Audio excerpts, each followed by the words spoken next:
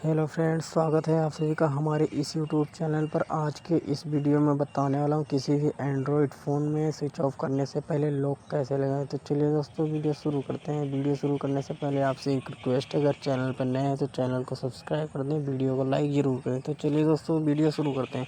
इस पर लॉक लगाने के लिए सिंपल सा आपको अपने सेटिंग में जाना है। सेटिंग में जाने के बाद आपको यहाँ से ऊपर की ओर स्क्रॉल डाउन करना है। स्क्रॉल डाउन करने के बाद आपको यहाँ पे सिक्योरिटी एंड प्राइवेसी का ऑप्शन दिख जाएगा, इस पर क्लिक करना है। इस पर क्लिक करने के बाद ऊपर की ओर स्क्रॉल डाउन करना है। स्क्रॉल डाउन करना है। स्क्रॉल डाउन करने के बाद आपको मोर सिक्योरिटी एंड प्राइवेसी का ऑप्शन दिख जाएगा, इस पर क्लिक करना है।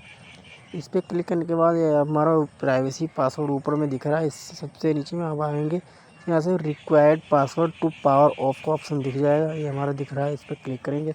ये हमारा पहले से ऑन है। अगर आपका ऑन है तो फिर कोई बात नहीं, अगर आपके फ़ोन पर नहीं लगा तो इसको ऑन कर दीजिए, इससे आपका फ़ोन सेफ़ रहेगा।